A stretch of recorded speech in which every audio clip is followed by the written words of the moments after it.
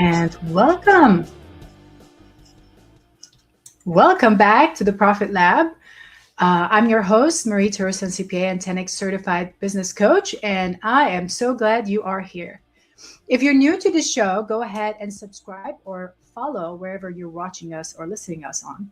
New episodes drop every Wednesday at noon Eastern on Facebook, LinkedIn, YouTube, Podbean, Apple Podcasts, and any other channel that you can think of. You can find it at your channels of your choice. This episode is episode number 12. Give me a moment to put this completely down. All right, so this episode is episode number 12, and we're talking about something that ties everything we've been discussing so far, which is the 10X mindset. I mean, you can have all the systems and the strategies and the team and the world, but if your mindset isn't right, you'll hit a ceiling. And on the flip side, if your mindset is very strong, but your execution is sloppy, you'll be in burnout and you won't be hitting those goals and successes. So today we're going to talk about how to think bigger, taking massive action, and sustaining growth without the burnout. Does that sound like good? All right. So let's get into it. What is the 10X mindset really? I get asked this question a lot, and the 10X mindset is actually from Mr. Grant Cardone, the 10X, Mr. 10X himself. And it's simply as this: set goals 10 times bigger than what you think is possible and take 10 times the action. If you haven't read the 10X rulebook, I highly recommend it. And that's going to give you a little bit more deep dive into what Mr. 10X Grant Cardone has written all about. And this is where a lot of my coaching combines the 10X mindset into a lot of that financial things that we've talked about. But as we talk about 10X mindset, let me clarify something, because a lot of people misunderstand this. 10X is not, work 10 times harder forever. 10X is not sleep 3 hours a night and then grind until you drop, you don't want to get to a point where complete exhaustion. That's not the point. 10X is not about just, continuing on and on and on without, and ever getting rest. So, even, in the Bible, it says, you have to take some rest sometime, right? So we want to make sure that we are taking rest when needed. However, what 10X is all about is raising your standard and expanding what you believe you can create, and then matching that with a consistency and disciplined action. All right, I'm gonna go over that again. I know it's a lot of content there, just in those two sentences. So 10X is all about raising your standard and expanding what you believe you can create, then matching that with a consistency and disciplined action. So it's not just thinking big, but you have to match that with the right action. Here's a quick example. I love giving examples because we want to, as I mentioned before, this podcast is all about real actionable items. I want you to be able to listen for 20 minutes and really go out there and take action. So I love giving examples. So let's think about a service-based business owner might say, hey, I want to grow from 750,000 a year to 900,000 a year. That is a normal goal. But when you bring it up to a 10X level, this is how you question yourself. What would it take for me to build a business that can hit 1.5 million to $2 million without me having to work so many hours, right? So we're thinking a lot bigger. So from 750 to 900 versus 750 to $1.5 million to $2 million. That's a big shift. You have to take so much more action to be able to hit that target. But here's the thing. Some people would be like, well, but that's so far out there. It's so high. And what if I don't hit that? And I have your answer right there. If you don't hit that full 10X, whatever that big number is, your thinking changes, right? And the way you make decision changes. So you start asking yourself, like, what has to happen in order for me to get to that target? What do I need to stop doing in order to get to that target? Who do I need to become as a leader, right? It always comes back to us too. You can have a team, but if you're not a good leader, your team is not going to perform. What systems and team members do I need to hit that goal? So when you're pushing yourself to think much bigger, right, you're going to take different kinds of action. So, and that's real power. All right. So I want to now transition into what I call the 4 pillars of the 10X mindset. Okay. You're good with that? Let's go. Pillar number 1, think bigger. And I kind of mentioned this a little bit, but I want to go a little bit more deep dive here. Most business owners set goals based on what feels realistic. And, and realistic goals can get to normal, realistic results. So I want you to think about what has been in your past. How have you set your goals before? Have there even been any goals or targets for you to hit? Or has it just been just go with the flow, whatever comes my way? And that makes all the shift. So here's an example for you. You could be an agency owner that says, hey, I want 3 more clients.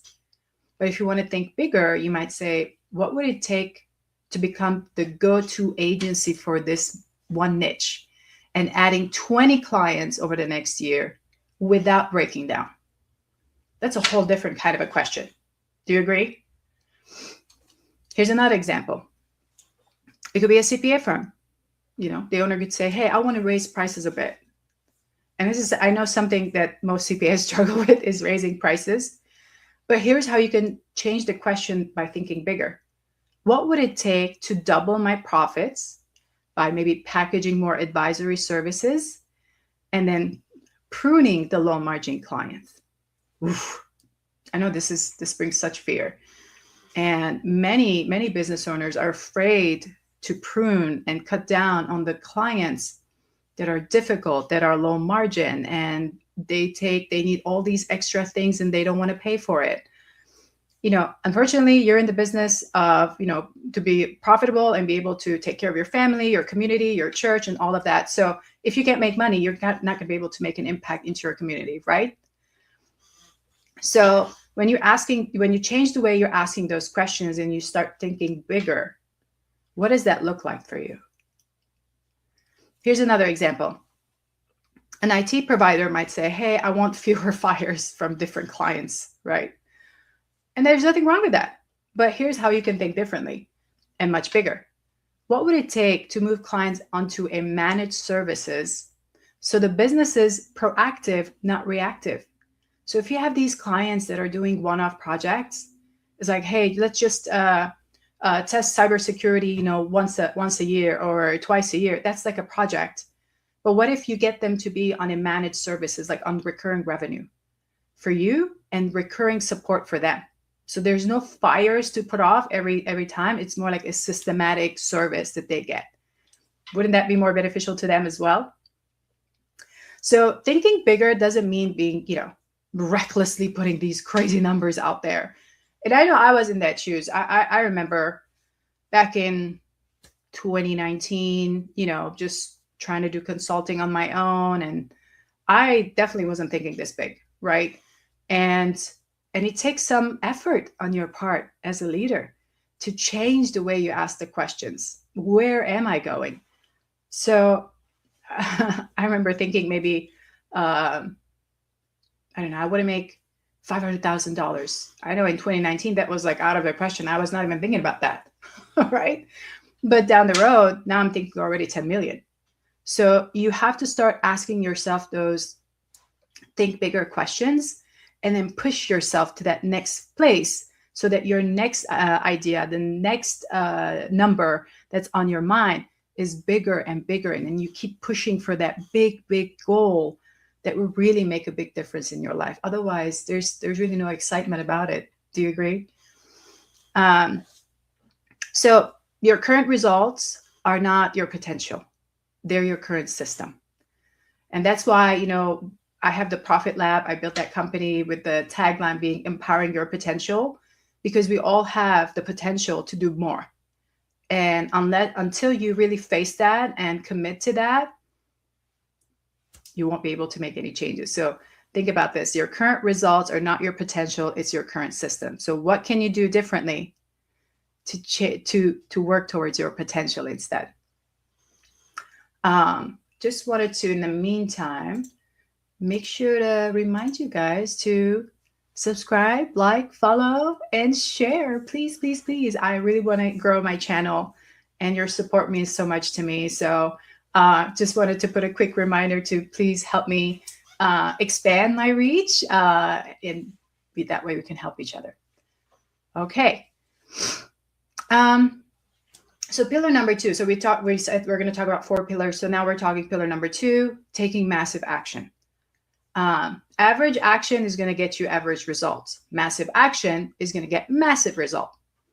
But massive action doesn't mean that you're doing everything, and it's not, it's in different directions and very random. 10x action is actually very focused on volume, and it's very intentional. It's going towards the right direction. So, for example, in sales, my apologies, I'm overcoming a little cold. Instead of, let's say, in sales, you're a salesperson, or maybe yourself, you follow up once with a client that you didn't close, you can follow up 10 times. Of course, being professional and consistent. One of the things I've noticed, when I'm doing CPE credits or when I'm training, people, I'll ask, how many times do you follow up? And I'm surprised to hear that some people don't even follow up. That's crazy. You have to think about different ways of approach and different ways of touch points you can do to follow up with prospects that didn't close at the time. They might have so many other things happening in their life, and it's not on you. It's not that you did something wrong, but by doing that follow-up, you're staying on track. So you do once or you do 0, I want you to 10x that. So instead of 1 follow up 10 times, maybe every other day, every 3 days. So you break it down to those 10 touch points. Another stat I wanted to give you, and this is from Mr. Grant Cardone as well, is that it takes 5 to 12 contacts for someone to actually take action. So if you're giving up after 1 follow-up, you're totally, leaving money on the table. Okay. Let's think about content. Let's say you're doing social media and you're posting once in a while when you feel like it, you just do it. I think of something, I post. So here's how you can shift that to take massive action.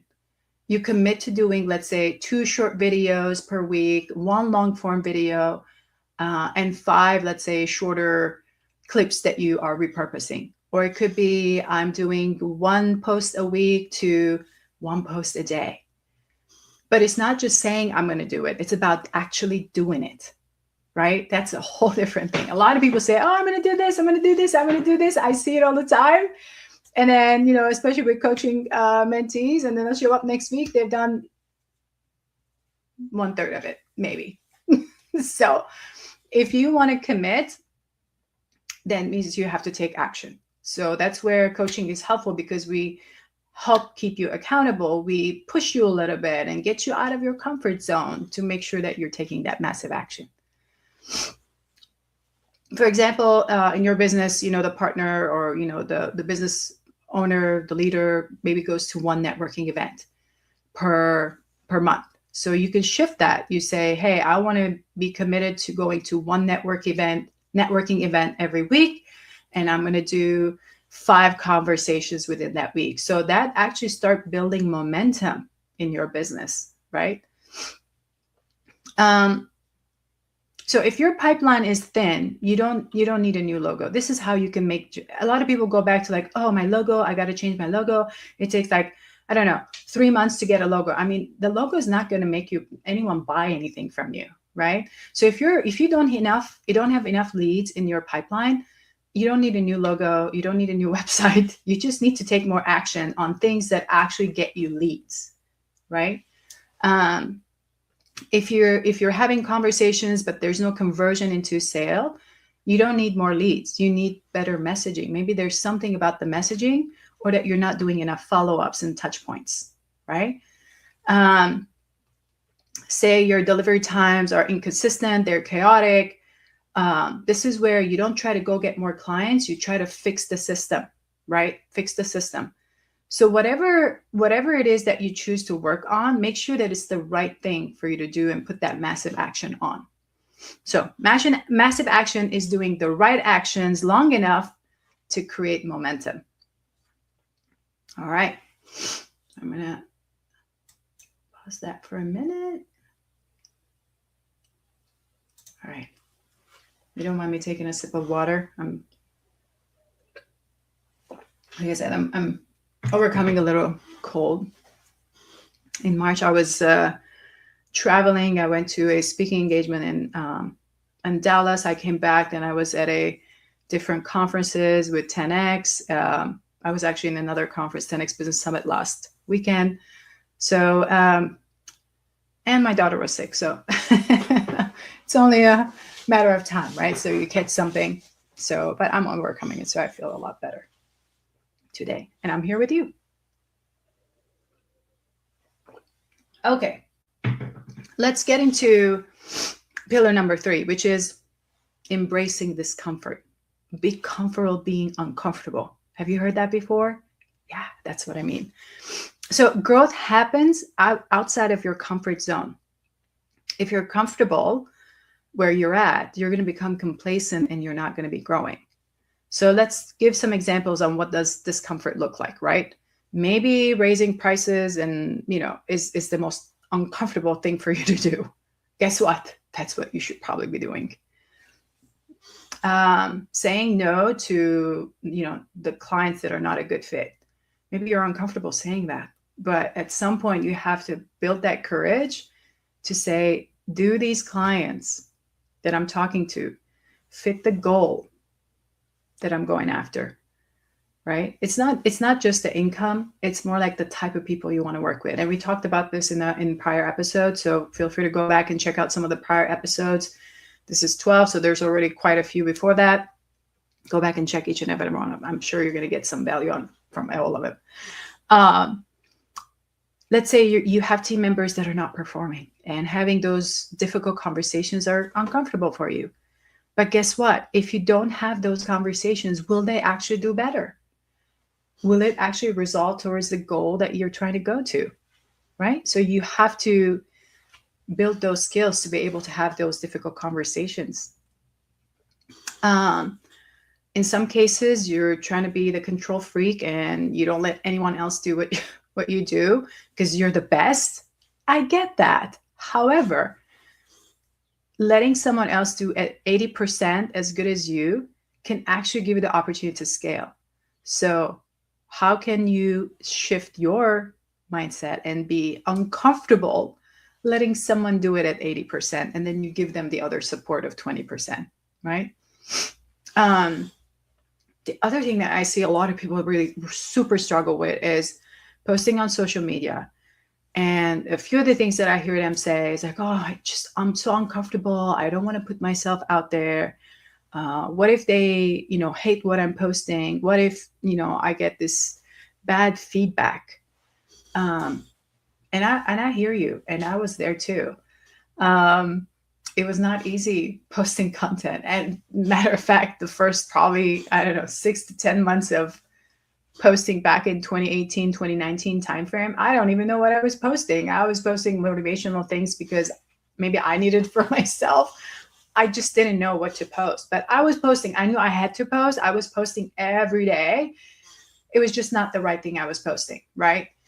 But with training, I got to learn what is it that's going to work. So over time, I shifted that. So I know the feeling of not knowing what to post or feeling uncomfortable posting. And you know what? People are going to be hating you all the time. But guess what? Here's what I want you to think. People that are hating on you have already given up on their dreams. Let me say that again. People who are hating you have already given up on their dreams, but you haven't. So keep posting. Why do you care what they think when they've given up on themselves? So surround yourself with people, coaches like myself, to help support you, right? So yeah, these are the different examples of like how you could be in discomfort, but you have to push yourself through. Let's see. Let's give another example. Here's one. Say you raise your prices and only 2 out of your 10 prospects say no. That's not a failure. You just have to differentiate how you think. It's like, it's your positioning. Now you're working with a different group of people, right? That are willing to pay the price. So if 2 of them paid, that means there's still that opportunity. The other 8 were not the right fit. So you have to feel that, get to a point of that comfort saying, here's what I'm going, here's my new pricing. If people don't fit that, they're just not the right fit. And that's okay. They can go work with somebody else, right? So that's a decision that you have to get to at some point, to be able to say, okay, this makes me this uncomfortable, but I'm at this point comfortable making those decisions. Something that I've heard many times from my mentors as well is, discomfort is often the signal that you're doing something right. So go ahead. If something feels uncomfortable, that's probably the right thing to do, right? It's the same thing goes like for if you're trying to sell something, or if you're trying to buy something and feels uncomfortable, it's probably the right thing to do. Okay. Now let's get to pillar number 4, which is taking full responsibility. I cannot tell you how many people just have so many excuses on why something is not happening. It's all blaming someone else, and they're the victim and all of that. So you want to get rid of that kind of mindset as soon as possible. That's really not going to help you get to your next goal. If you're going to blame everybody else around you, number 1, get out of that environment, that soil that's not helpful to you, if that's really the case, so that you can actually surround yourself with people that support you. They help you grow and pull you up with them. But in your mindset, you also have to stop saying, oh, it's their fault, it's their fault. It's like, what can I do differently? How can I stop giving these excuses so I can move forward? I can go towards my goal.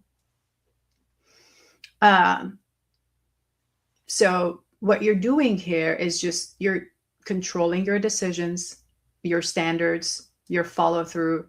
You're controlling your calendar. You have no idea how many times I've seen business owners that don't even use their calendar. I mean, how do you know how many hours of time you're putting on the business or in the business, whichever it is? How do you know where your time is going?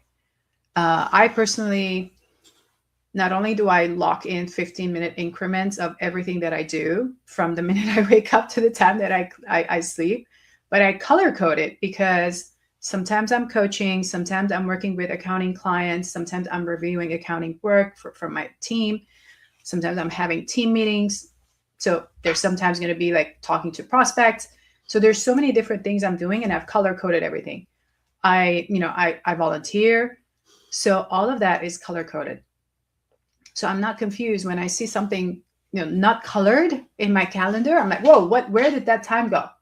I want to know. No time is wasteful. Your biggest asset is your time. And if you cannot control that time, your calendar, that's like time going out the door for useless things, and you don't know what happened. So definitely, get into the control. And then of course, boundaries. When do people get to reach you, right? After hours, is there a boundary there with your clients, and when they can reach you and when they cannot, right? Here's some other things to think through. If things that you're saying to yourself, for example, oh, my team is horrible, it's like you're throwing the blame on them. But how about if you ask yourself, have I trained my team? Have I documented the process for them to follow? Have I properly set clear expectations and accountability of what I want them to do and how to perform? So if you haven't done that, that's on you, not on them. So you're the leader. You have to set that standard and expectation. So change the words that you're using. Just shift those words, the way you say it, and a lot more better things are going to come your way, right? When you say, oh my goodness, I have no leads coming in. So you can switch that again. You can talk about, okay, what is our weekly lead generation? How many do we get? So now going back to data, we've talked about data. How many leads are coming in? How are we following up? How many calls does it take for us to convert the prospect into a client? So instead of just finding a blame, like, oh, there's not good leads, you could be more like, what is working in our when we get a lead, what is working in our process and what is not working. Responsibility is power, and it gives you many options. So shift the blame, no excuses, no victim mindset. Take responsibility on all your actions, and then see how things will change for you. So next, I want to go into avoiding burnout while you're trying to grow and scale your business. Obviously, you can't sustain like 10x action if you're running on empty, like no energy, So one of the things you want to focus on, like, where is my time going? And as you notice, I've given these examples in different episodes. If you've been following me all this time, you want to think about where my time is going. How's my energy being spent? Your energy is important. Your energy unit is what keeps you healthy and strong. So if you are empty, you can't do anything. Just plain and simple. So think about, where's your time going? This is why calendaring is so important. So if you're doing $10 an hour work instead of $1,000 an hour work, there's like that's time that's going to the wrong thing, right? Your energy is being spent on something else that could be delegated. Maybe you don't have boundaries or systems in place to take off some of these minutia stuff from you, or the boundaries of clients or team members that are constantly, I don't know, you might have had this where team members constantly ask you for like, how do I do this? And how do I do this? And how do I do that? And you're like, how many times do I have to explain this thing? So how about you recording it the way it needs to be done? And then next time they ask the question, say, go check the video, right? Protect your energy unit, protect it. Let's say you're going after, increasing revenue, but your profit is shrinking as we talk about it. So I was actually working with a coaching mentee the other day, and he makes about 1.5 million with 3 different locations for Pilates and spinning, 2 spinning. But he's in a deficit. So one of the things is like, well, yeah, you're making 1.5 million in revenue, but you're in a deficit. So we need to start bringing that profit up to like 20 to 30%.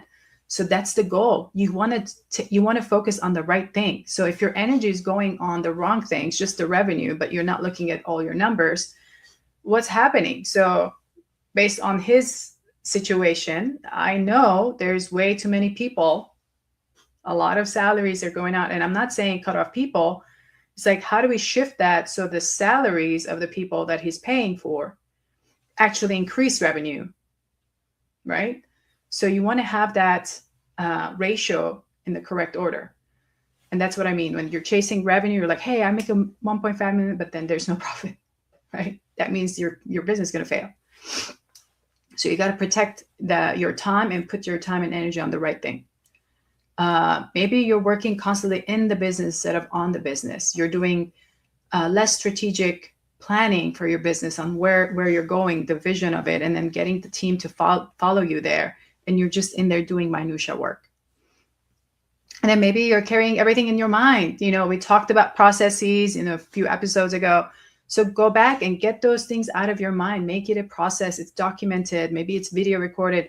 I'm going to put the link to Otter AI again, because that's a great way to not only record meetings and agendas and get things going.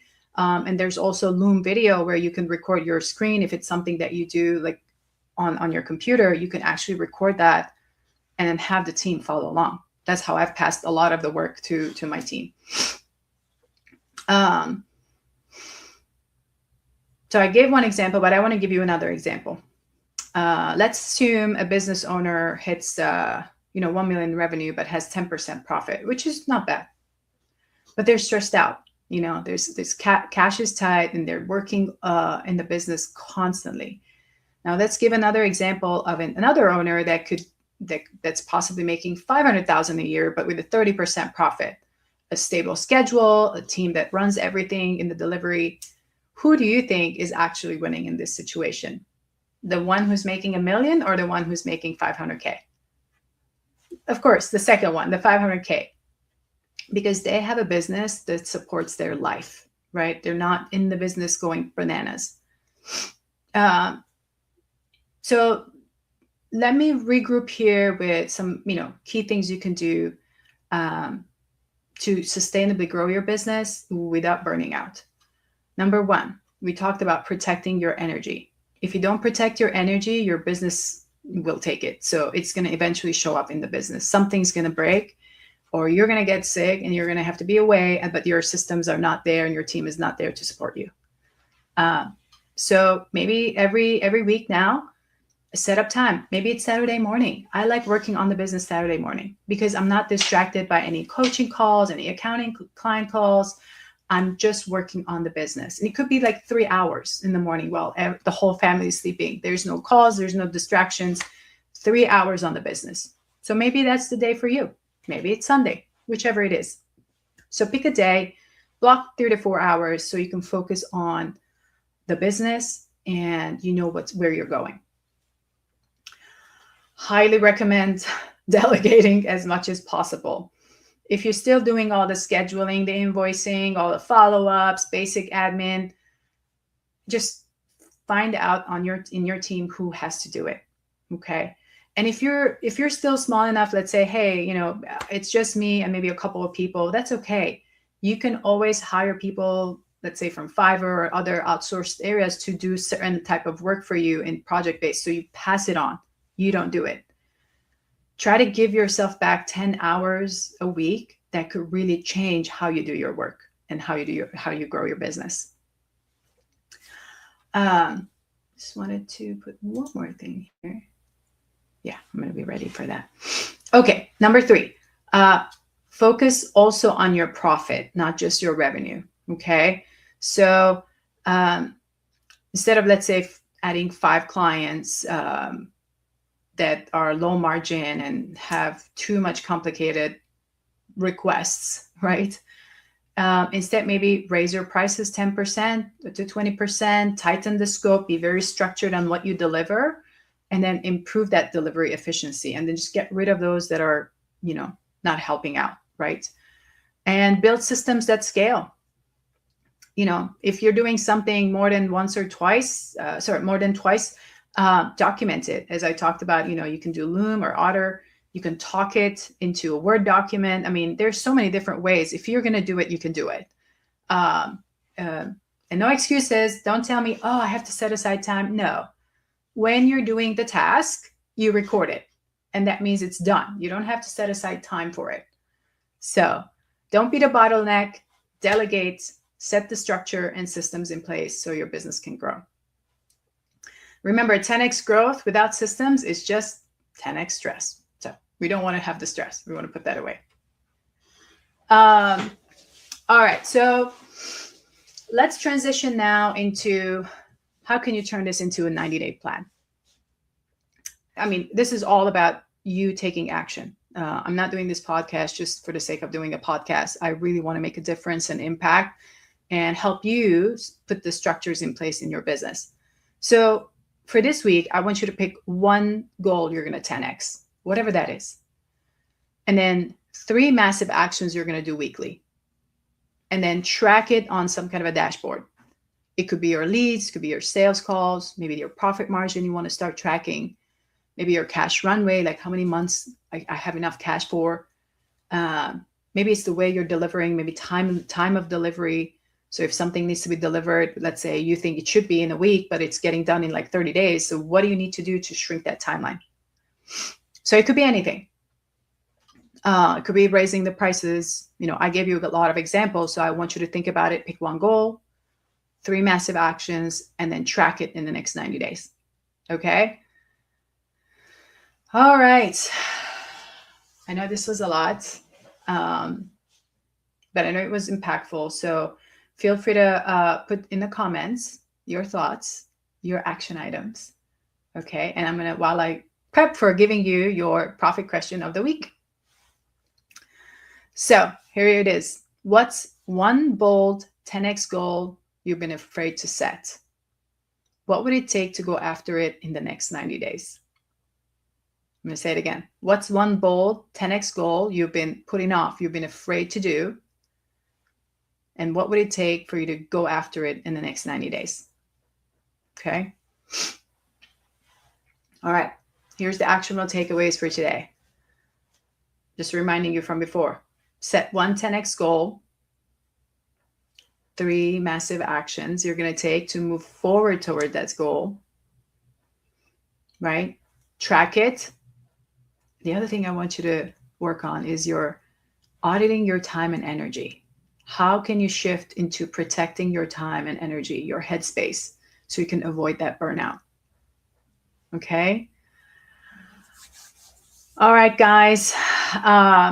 This is a wrap for episode 12 of the Profit Lab podcast. At this point, we've covered the entire valuation MT methodology. We talked about vision and value clarity, assessment and analysis, leverage and leadership, upgrading systems and operations, elevating pricing and positioning, amplifying your revenue streams, team building and delegation, implementation and integration, optimization and scale, next level growth, and now the 10x mindset that ties it all together.